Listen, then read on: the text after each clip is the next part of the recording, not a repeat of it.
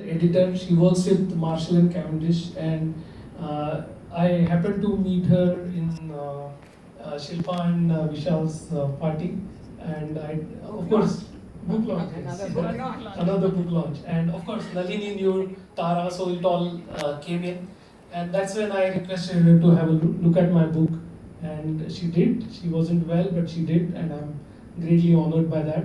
And whatever few words you wanted to say and share with us. Well, I was thinking actually, listening to all the others that you had on your panel, we had a bit of a misunderstanding. I had accepted the invitation and said I would come, and then this morning I realized my yes reply was sitting in my drafts folder. Hadn't got to him, so he didn't know I was coming. But thank you. At the last minute, you called me and still gave me so much honor. I have not done a very good editing job. It was very quick. I was actually lying on my back. If any of you came to Shilpa's book launch, you would remember I was walking with a stick that time because I had a lot of leg problems. So I had to request him to please send me a copy, a printed copy, because I couldn't sit at my PC to look at it. But anyway, for me, it was very interesting to read this book.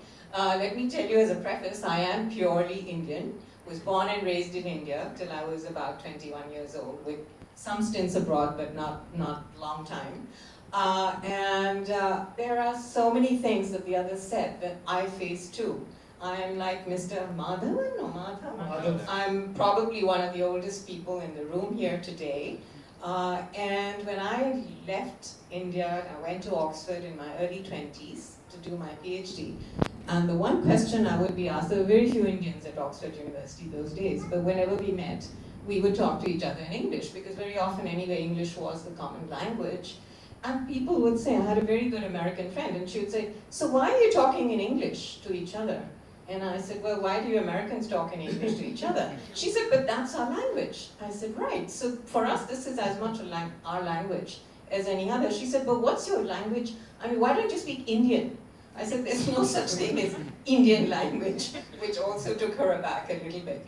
I have lived all my adult life as an expatriate in 3 continents. In Europe, in Oxford, in Geneva, short stint in Singapore many, many years ago, and then in India for a while, and then in the States for a long time. And in my experience, my feeling is that Indians and Americans can be as insular as each other. Nobody else is the same. We just take it for granted that everybody owes us a hearing. Everybody should be listening to what we say. So I remember that I was, this was only in late 90s.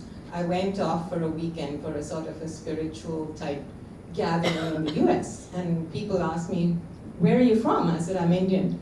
Oh, so you must be a programmer and you must wake up and do yoga every morning. I said, no, I don't know. I don't do either of those 2 things. Really? How can you be Indian and not do yoga? And anyway, so it must be fine for you to be eating all this vegetarian food. I said, no, I've got a gut ache because I'm not used to eating vegetarian food all the time. And there was tons of soya nuggets from breakfast to dinner at this, this weekend gathering that we had. But I have to say, I have felt, I'm a Kashmiri. And inside Kashmir, I come from a very small minority community, ethnic Kashmiri Brahmins. So Andrew, a little bit like you, I actually feel always like I'm a very small minority in India.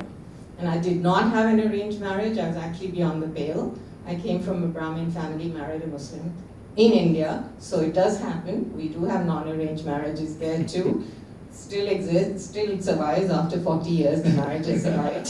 So there are pluses both ways, whether it's arranged or not arranged. I'm not much excited by cricket. I don't watch Bollywood films. So people ask me, Indians ask me constantly, so what kind of Indian are you? And I say, well, I'm as much Indian as you are.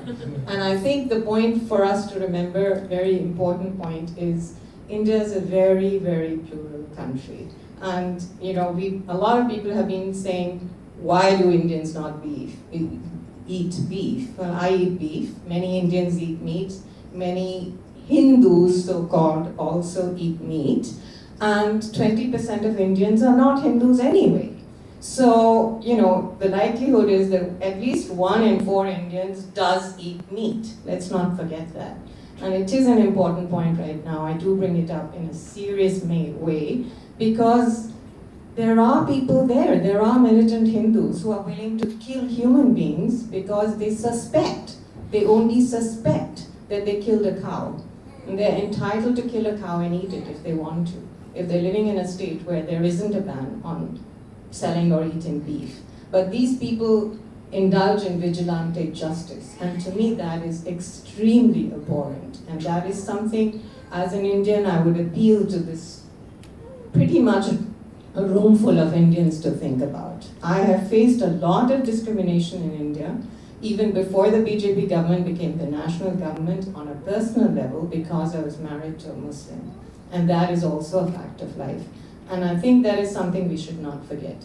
India is a land of tolerance, India is a land of plurality, traditionally also. And in pre-partition India, 1 in every 4 Indians actually was a Muslim. And now the numbers have gone down because a lot of them went off to East and West Pakistan.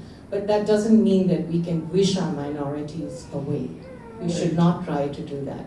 If we do that, India will be much worse off. So I'm sorry to make this very serious. But, and I really do think that the kinds of questions that have come up here are questions that we all face as Indians. But to me, we're all the same. We're human beings, ultimately. It doesn't matter whether I like cricket or don't like cricket, or I'm an Indian and you're British and somebody else is Australian. Hell, so what? I'm an Indian as much as you are. Sure. Yes, thanks a lot, Tara. I think this was a great thing. So thanks a lot, Tara, for coming here. It did add a lot of credibility to my event. Thanks a lot. Big warm round of applause.